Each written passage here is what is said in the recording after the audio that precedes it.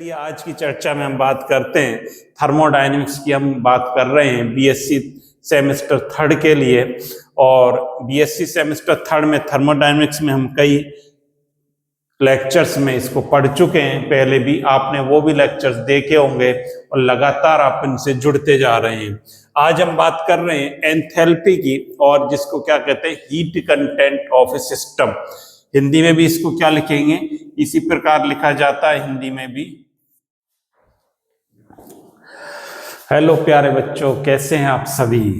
बहुत बढ़िया। बच्चों के मैसेज आते हैं, बच्चे लगातार इस चैनल के साथ जुड़ते जा रहे हैं और बहुत ही मुझे अच्छा लग रहा है कि सभी बच्चे इस चैनल के माध्यम से अपनी पढ़ाई में जुटे हुए हैं, क्योंकि एग्जाम्स आपके नज़दीक आते जा रहे हैं और एग्जाम की तैयारी के लिए मैं संपूर्ण तैयारी के साथ जुटना होगा, जब ही हम अच्छे अंक ला पाएंगे। आज हम बात कर रहे हैं एंथैल्पी की, और जिसको क्या कहते हैं, heat content of a system. Hindi में भी इसको क्या लिखेंगे, इसी प्रकार लिखा जाता है हिंदी में भी, एंथैल्पी। एंथैल्पी हिंदी में भी इसी को इस प्रकार से लिखा जाता है। अब देखिए एंथैल्पी होता क्या है। एंथैल्पी को किससे रिप्रेजेंट करते हैं? H से रिप्रेजेंट किया जाता है इसको, और क्या कहते हैं, heat content of a system. तंत्र की ऊष्मा, क्या कहते हैं इसको, पूर्ण ऊष्मा। क्या कहते हैं, पूर्ण ऊष्मा, ये भी इसको बोला जाता है। लेकिन पर शॉर्ट नोट आते हैं एग्जाम्स में। एंथैल्पी हुआ, फर्स्ट लॉ ऑफ थर्मोडायनेमिक्स हुआ, ZLOT हुआ, वर्क हुआ, इस तरह से रिवर्सिबल इरिवर्सिबल प्रोसेस क्या होते हैं, ये सब आपने पढ़ चुके हैं। नहीं पढ़े हैं जिन विद्यार्थियों ने, इनको आप लगातार देखें और चैनल्स को लाइक करें, सब्सक्राइब करें, शेयर करते रहें, जिसमें आपको 3 सेकंड से भी ज्यादा समय नहीं लगता है और 0 पैसा आपका इस पर लगता है, लेकिन आपकी तैयारी के लिए आपको कंटेंट बहुत अच्छा मिलता है। अब देखिए आज हम बात कर रहे हैं एंथैल्पी की, बात कर रहे हैं कि व्हाट इज एंथैल्पी। ये H होता क्या है, एंथैल्पी क्या है? देखिए एंथैल्पी क्या है, पूर्ण ऊष्मा है। पहली बात हमने देखी, एंथैल्पी ये heat content of a system है। क्या डेफिनेशन हम इसकी लिखेंगे, देखिए क्या लिखेंगे, एट कांस्टेंट, अभी हिंदी में भी देखेंगे, eight constant pressure, eight constant pressure to do any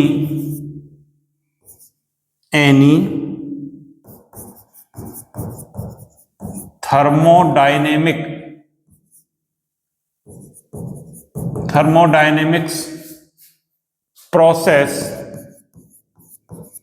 at constant pressure, to do any thermodynamics process which thermodynamics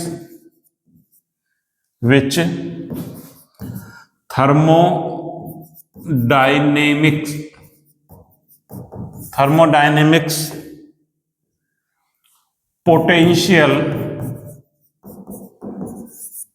is used, known as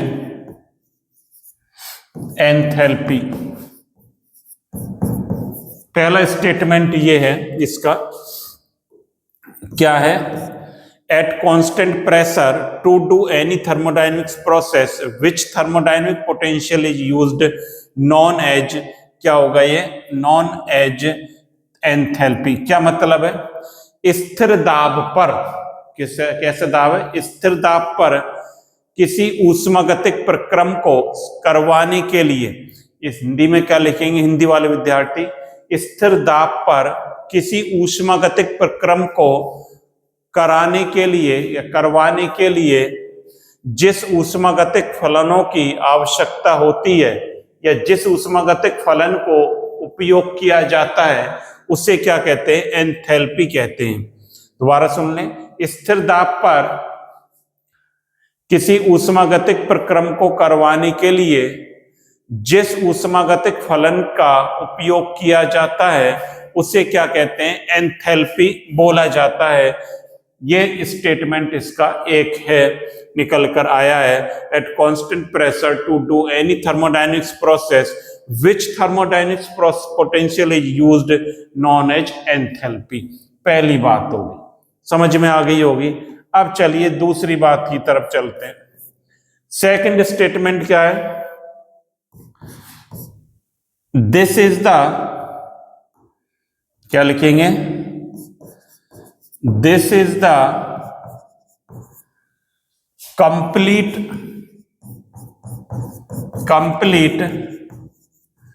energy of a system. किसी तंत्र की संपूर्ण ऊष्मा होती है, यह किसी तंत्र की संपूर्ण ऊष्मा होती है। दूसरा इसका स्टेटमेंट ये निकल कर आया, this is the complete energy of a system. अब देखिए तीसरी बात क्या है, तीसरा इसका एक फॉर्मूला पहले लिख ले तब समझ में आएगा। H इज इक्वल टू होता है U plus PV। H is equal to क्या होता है, U प्लस PV। ये हमें याद रखना है, H is equal to U plus PV। इससे ही एक स्टेटमेंट बनाएंगे। क्या बनाएंगे, देखिए H इज इक्वल टू क्या आया था, देखिए ये दो स्टेटमेंट क्लियर हो गए आपके। अब देखिए तीसरा स्टेटमेंट क्या है, H is equal to U plus PV। इसका क्या मतलब है, देखिए तीसरा स्टेटमेंट क्या यहां से निकल कर आएगा, H इज इक्वल टू क्या लिखा है हमने, H is equal to U plus PV। रटना नहीं है, इनसे ही समझना है हमें, इनको ही देखकर ही समझना है। तो इससे क्या हो जाएगा statement, enthalpy is the sum of, ये क्या U क्या होती है बच्चों, internal energy, sum of internal energy and P क्या है, pressure, and pressure volume product energy of a system. ये एक स्टेटमेंट निकल कर आ गया, enthalpy is the sum of internal energy and pressure volume product energy of a system. क्या मतलब हुआ, एंथैल्पी किसी तंत्र की आंतरिक ऊर्जा तथा दाब आयतन गुणनफल के योग के बराबर होती है। किसी तंत्र की एंथैल्पी आंतरिक ऊर्जा तथा दाब आयतन के गुणनफल के योग के बराबर होती है। इससे ही लिख दिया हमने, कहीं रटा नहीं है इसको, इससे लिख दिया H is equal to U plus PV। और देखिए और क्या है स्टेटमेंट इसके बारे में, इट इज एक्सटेंसिव प्रॉपर्टी। कैसी प्रॉपर्टी, मात्रात्मक गुण है, एक्सटेंसिव प्रॉपर्टी है। और क्या है, स्टेट फंक्शन है, स्टेट फंक्शन है। ये कैसा है, अवस्था फलन है। ये इसके बारे में मोटी मोटी बातें हैं, दो चार, इनको पहले हमें लिखना है। जैसी एंथैल्पी आएगा शॉर्ट नोट, इन बातों को नोट करेंगे, लिखेंगे, कहीं रटने की आवश्यकता नहीं है। स्थिर दाब पर कराया जाता है जिस प्रक्रम को, और जो फलन की आवश्यकता होती है, ऊष्मागतिक फलन की आवश्यकता होती है स्थिर दाब पर किसी प्रक्रम को कराने के लिए, वो क्या होती है, एंथैल्पी होती है। दूसरी बात संपूर्ण ऊष्मा है। तीसरी बात इसको ध्यान में रखना है, आंतरिक ऊर्जा और दाब आयतन गुणनफल के योग के बराबर होती है। गुणात्मक मात्रात्मक क्या है, प्रॉपर्टी है, और क्या है, स्टेट फंक्शन है। अब चलिए इसका देखिए मैथमेटिकल कैलकुलेशन एक्सप्रेशंस की ओर बढ़ते हैं। अब देखिए मान लीजिए दो पॉइंट हैं, ये A पॉइंट है और ये बी पॉइंट है। ये इधर कैसा है, स्थिर दाब है, मैं लिख दूं कांस्टेंट प्रेशर, हिंदी में भी लिख देता हूं स्थिर दाब, कांस्टेंट प्रेशर है। यहां पर जो है फॉर्मूला में दिमाग में यही रखना है, H is equal to U plus PV, इसको दिमाग में याद रखना है। यहां पर H1 है और इंटरनल एनर्जी U1, P क्या रहता है, स्थिर रहता है P और V1 है। यहां पर जो एंथैल्पी कितनी है, H2, U2, P और V2, V पॉइंट पर 2 पॉइंट है, A और B पॉइंट है हमारे। अब देखिए यहां से H1 इज इक्वल टू क्या हो जाएगा, U1 प्लस P V1 हो गया। यहां से H2 इज इक्वल टू क्या हो जाएगा, U2 प्लस P V2 हो जाएगा। उसको हमें ध्यान में रखना है, किसको ध्यान में रखना है, इसकी बात हम कर रहे हैं, इसको हमें ध्यान में रखना है, H is equal to U plus PV। अब देखिए, अब हम निकालें, स्टेट फंक्शन है ये, कैसा अवस्था फलन है, तो क्या निकालेंगे, H2 minus H1 is equal to क्या हो जाएगा, U2 plus PV2 minus U1 plus PV1। बहुत ही आराम से धीरे धीरे पढ़ रहे हैं सब चीजों को, एक एक चीज को। मैंने A और B 2 पॉइंट लिखे हैं यहाँ पर, A पर ये है और B पर ये है।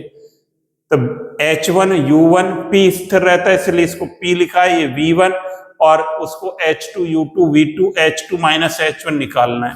अब क्या हो जाएगा, H2 minus H1 is equal to क्या लिख सकता हूं, U2 minus U1, U2 minus U1, इसको ये लिख सकता हूं, प्लस क्या लिख सकता हूं, P V2 माइनस V1 लिख सकते हैं।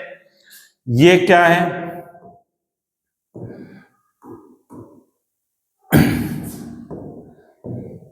ये हो गया। देखिए इसको क्या लिख सकते हैं, delta H is equal to delta U plus P delta V, ये आ गई equation. Delta H is equal to delta U plus P delta V, बहुत ही इंपॉर्टेंट इक्वेशन है ये, इसको हमें याद रखना है कि डेल्टा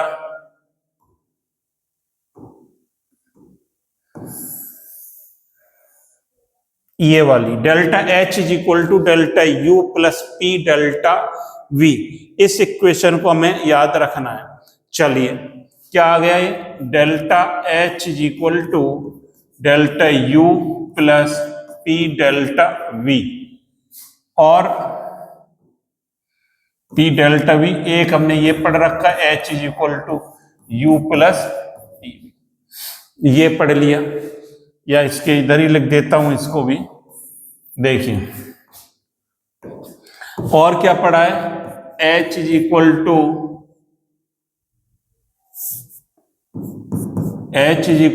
U प्लस PV, एक हमने ये पढ़ा है, इसका डिफरेंशिएशन कर दें, डिफरेंशियल कर दें तो ये क्या हो जाएगा, ये क्या आ जाएगा, delta H is equal to delta U plus delta PV आ गया।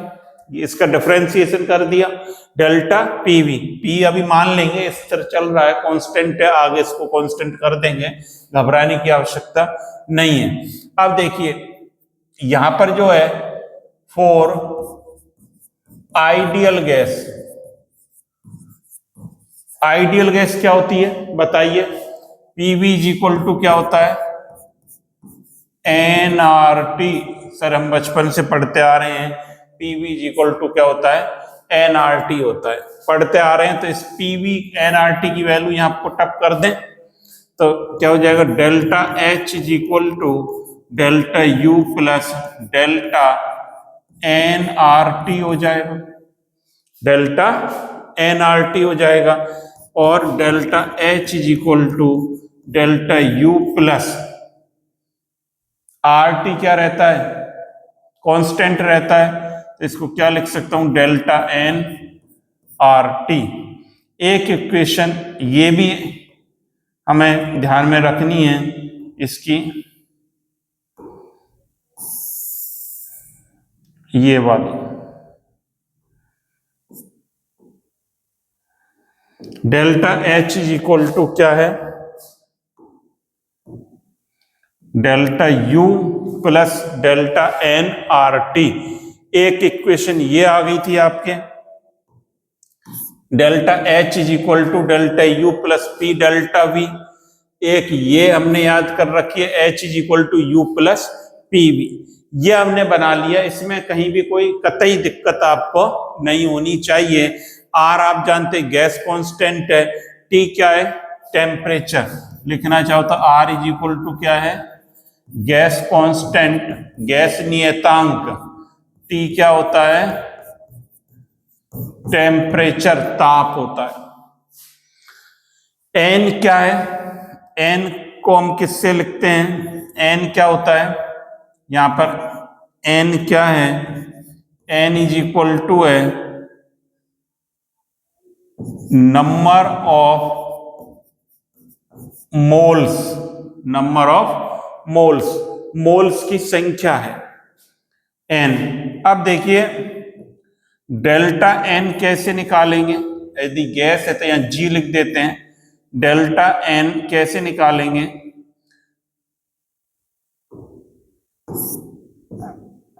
कैसे निकालेंगे, number of molecules, molecules of gas product, मतलब प्रोडक्ट के कितने मॉलिक्यूल्स हैं, 1 है 2 है 3 है, minus number of molecules, molecules of gas reactant, उत्पाद के मॉलिक्यूल्स जितने, माइनस अभिकारक क्रियाकारक के मॉलिक्यूल्स को उसमें से घटा दिया जाएगा रिएक्टेंट के, तो क्या आ जाएगा, डेल्टा एन यहां पर आ जाता है। इतनी बात आप समझ में आ जानी चाहिए। इसको आप शॉर्ट नोट, इसको नोट कर सकते हैं या स्क्रीनशॉट इसका ले लें आप।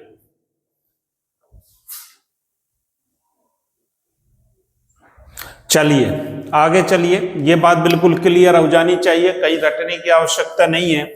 ये इक्वेशंस जो है या ये हमें याद हो जानी चाहिए, एक दो बार हम देखेंगे याद हो जाएगी।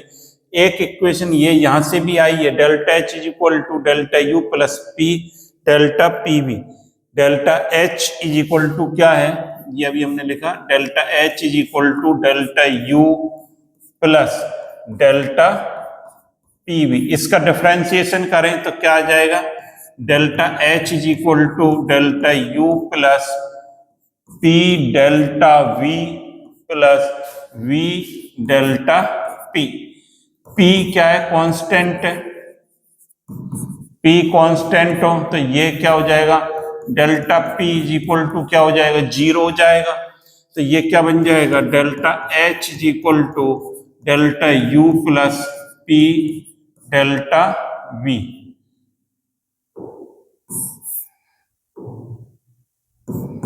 पी डेल्टा वी, ये भी हम पढ़ चुके हैं, ये इक्वेशन भी हम पढ़ चुके हैं। अब देखिए इंपॉर्टेंट बात क्या है यहां पर, क्या इंपॉर्टेंट चीज है यहां पर, केस फर्स्ट लिखते हैं, एट कहां पर, constant pressure, eight constant pressure पे बात कर रहे हैं। एक हमने लॉ पढ़ा है फ्रॉम FLOT, बताइए FLOT क्या होता है, फर्स्ट लॉ ऑफ थर्मोडायनेमिक्स। क्या पढ़ा है इसमें, बताइए, फर्स्ट लॉ ऑफ थर्मोडायनेमिक्स हमने क्या पढ़ा है, बोलिए। देखिए क्या पढ़ा है, delta U is equal to क्या होता है, Q प्लस W। ये पढ़ा है हमने।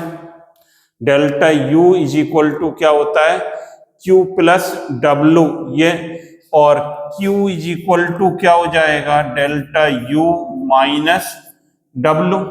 फर्स्ट लॉ ऑफ थर्मोडायनेमिक्स से हमने पढ़ा है डेल्टा यू। देखिए फर्स्ट लॉ ऑफ थर्मोडायनेमिक्स क्या था, ये बताया था यदि क्यू ऊष्मा दी जाए तो उसकी आंतरिक ऊर्जा में परिवर्तन प्लस क्या होगा, वर्क डन, यही तो बताया था आपको।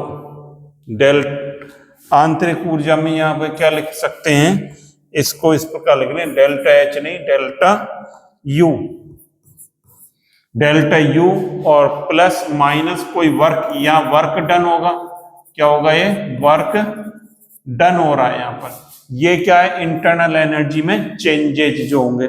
ऊष्मा दें, हम किसी भी तंत्र को ऊष्मा दें तो उसकी इंटरनल एनर्जी में परिवर्तन होगा और कोई कार्य किया जाएगा, ये बात आपने पढ़ी है। तो delta U is equal to क्या है, क्यू प्लस डब्लू है, Q plus W, Q is equal to क्या है, डेल्टा यू माइनस डब्लू, ये बात हमने पढ़ी है।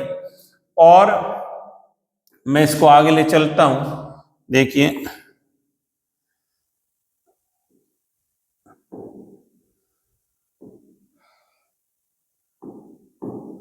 नेक्स्ट पेज पे भी बात करते हैं। देखिए Q इज इक्वल टू क्या लिखा हमने, Q is equal to delta U minus W होता है, और W किसके बराबर होता है, माइनस P dV, कैसा प्रेशर है, एक्सटर्नल। तो Q इज इक्वल टू क्या लिख दो, Q is equal to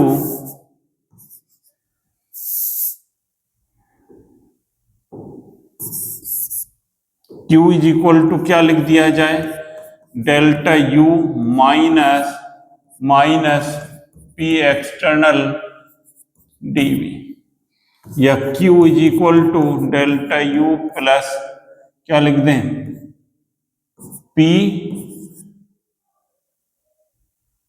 dV, या इसको क्या लिख दें, डेल्टा V भी लिख सकते हैं, यहां पर इसको डेल्टा V कर लें, इसको ऐसे कर लें, डेल्टा U माइनस क्या लिख दें इसकी जगह, minus P external delta V, और इसको भी मैं क्या लिख दूं, P डेल्टा V। ये बात आपके समझ में आ रही होगी। या Q is equal to delta common ले लूं, क्या जाएगा, U plus PV, U plus PV आ गया। बात आ रही समझ में आपके, क्या कर रहा हूं मैं, एट कांस्टेंट प्रेशर पर हम बात कर रहे हैं। Delta U is equal to क्या होता है, Q प्लस W होता है। Q इज इक्वल टू हमने पढ़ा है delta U minus W, first law में पढ़ा है। अब इस फर्स्ट लॉ में हमने क्या करा, W का इज इक्वल टू क्या होता है, P dV होता है, P डेल्टा V कहते हैं इसको, ज्यादा चेंजेज हो तो डेल्टा V, सूक्ष्म परिवर्तन हो तो dV लिखते हैं।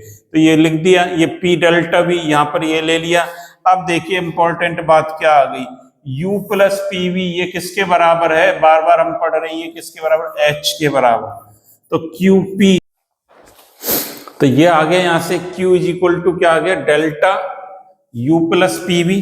अब देखिए ये क्या स्थिर दाब पर चल रहा है, QP इज इक्वल टू क्या हो गया, डेल्टा, ये किसके बराबर होता है, U प्लस PV। हम पढ़ते हुए आ रहे हैं, बार बार इसको पढ़ रहे हैं, ये तो याद हो गया होगा, मैंने बार बार कहीं भी लिखा भी है कई बार इसको। देखिए H is equal to U, ये रहा H is equal to U plus PV होता है। तो ये जो आ गया हमारा, ये किसके बराबर आ गया, H के बराबर आ गया। ये किसके बराबर है, H के बराबर। ये स्टेटमेंट इंपॉर्टेंट है, QP is equal to delta H, या delta H is equal to क्या हो गया, QP। इसका क्या मतलब हो गया, एट कांस्टेंट प्रेशर क्या लिखेंगे, eight constant pressure, pressure heat absorbed, heat absorbed by the system by the system is equal to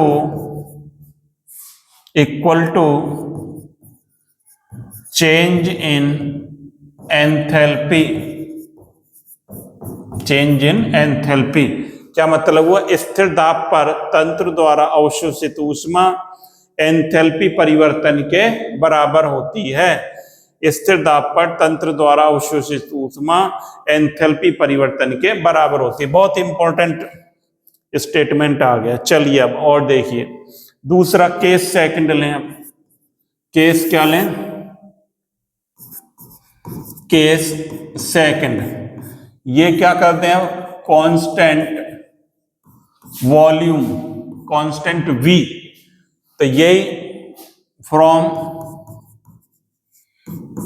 FLOT क्या स्टेटमेंट है? FLOT का Q is equal to delta U minus W, ये statement है इसका। और W is equal to क्या होता है? Minus PdV। dV यहां पर क्या है? कांस्टेंट, तो ये क्या हो गया? 0।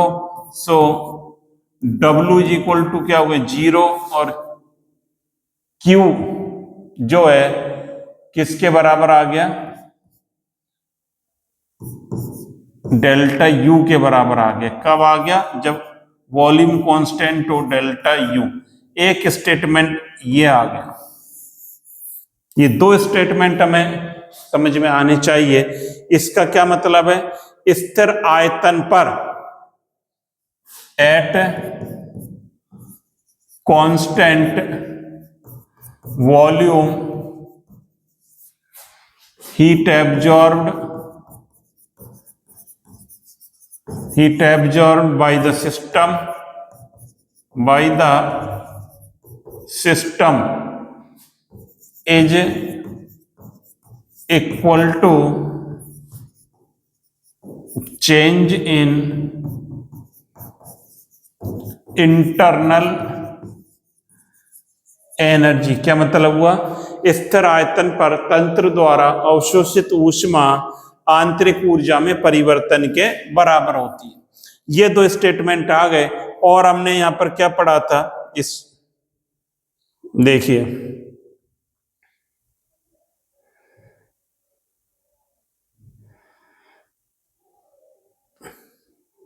अब देखिए हमने क्या इक्वेशन पढ़ी थी? एक इक्वेशन ये पढ़ी थी। कौन सी पढ़ी थी? मैं आपको याद दिलाता हूं यहां से। देखिए ये वाली, delta H is equal to क्या? Delta U plus delta nRT।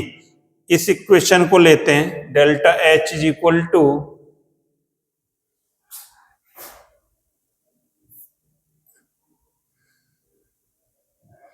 क्या है? Delta H is equal to delta U plus delta nRT। ये पढ़ी आपने। और अभी पढ़ा है QP बराबर किसके है? और QV बराबर क्या है? Delta U। ये तो किसके बराबर है? डेल्टा U के बराबर। और ये किसके बराबर है? डेल्टा H के बराबर है। ये पढ़ा है। तो इस इक्वेशन को क्या लिख सकते हैं? QP इज इक्वल टू क्या लिख देंगे? QP is equal to QV plus delta nRT। ये इक्वेशन काफी इंपॉर्टेंट है जो हमें याद रखनी है। क्या? QP is equal to QV plus delta nRT। एक इक्वेशन ये आ गई। तो कई इसमें इक्वेशंस आ गई, कई स्टेटमेंट आ गए जो हमें याद रखने हैं। कि एक तो ये आ गया। सबसे पहले देखिए क्या पढ़ा आपने? H बराबर क्या पढ़ा? H बराबर क्या होता है? U plus PV। U plus PV। और क्या पढ़ा? Delta H is equal to delta U plus क्या पढ़ा है? P डेल्टा V पढ़ा। एक delta H is equal to delta U plus delta nRT। ये गैस है। और क्या पढ़ा है, QP is equal to QV plus delta N RT। और क्या पढ़ा है, QP is equal to delta H और QV is equal to delta U। ये स्टेटमेंट हमने पढ़े हैं यहाँ पर। H is equal to U plus PV, delta H is equal to delta U plus P delta V, ये पढ़ा है हमने। Delta H is equal to delta U plus delta NGRT और QP is equal to QV plus delta NGRT। ये सारे हमने statement पढ़े हैं, इनको याद रखना है। चलिए, अब ये बार बार आ रहा था न्यूमेरिकल, इसको एक न्यूमेरिकल को सॉल्व करते हैं। क्या कहता है, at 25 degree Celsius heat of reaction at constant volume, temperature दे रखा है T is equal to 25 degree Celsius और क्या लिख सकते हैं 27 plus 273 kelvin is equal to कितना हो गया 300 केल्विन। पहली बात, एट कांस्टेंट वॉल्यूम बदला QV दे रखा है आपको 57 किलो कैलोरी पर मोल, ये दे रखा है। What will the heat of reaction at constant pressure, QP पूछ रहा है, सिंपल है। R इज इक्वल टू क्या होता है 2 कैलोरी पर मोल, इसको क्या बना लें किलो कैलोरी बना लें तो क्या लिख सकते हैं 2 into 10 to power -3 kilo calorie per mole हो जाएगा, ये किलो कैलोरी पर मोल। तो R की वैल्यू हो गई, फॉर्मूला भी हमने लिखा है QP is equal to QV plus delta N RT। अच्छा, डेल्टा N और चाहिए, देखिए डेल्टा N हमें चाहिए, तो इसके लिए delta N is equal to क्या आ जाएगा, ये कितने 2 मॉलिक्यूल है, ये एक, तो product minus reactant delta N बराबर क्या आ गया 1। तो आपको QE की वैल्यू पता चल गया 57, डेल्टा N 1 दे रखा है, R कितना 2 इंटू 10 टू पावर -3 दे रखा है और T आपको कितना दे रखा है 300 दे रखा है। इस तरह से अप्रोच न्यूमेरिकल पर करते हैं, सबको रखकर आप गुणा भाग कर लेंगे, इसका बहुत ही इजी है, कहीं कोई दिक्कत नहीं आएगी आपको। इस प्रकार से न्यूमेरिकल्स पर भी अप्रोच करना सीखें। न्यूमेरिकल पर कैसे अप्रोच की जाती है एग्जाम में देखते ही गई, घबराना नहीं कि बुक बंद करके रख दें या एग्जाम्स में आया उसको हमने करा ही नहीं, उसको पढ़ें समझें और उस पर अप्रोच करें, तब जाकर, और नहीं है तब जाकर हम उसको कर पाएंगे।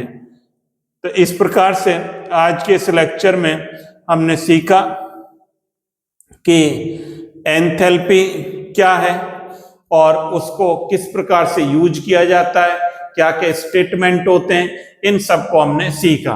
तो आप चैनल को सब्सक्राइब करते रहें, ज्यादा से ज्यादा स्टूडेंट्स को शेयर करते रहें, जिससे सब विद्यार्थियों को इसका लाभ मिलता रहे। तो थैंक यू स्टूडेंट्स।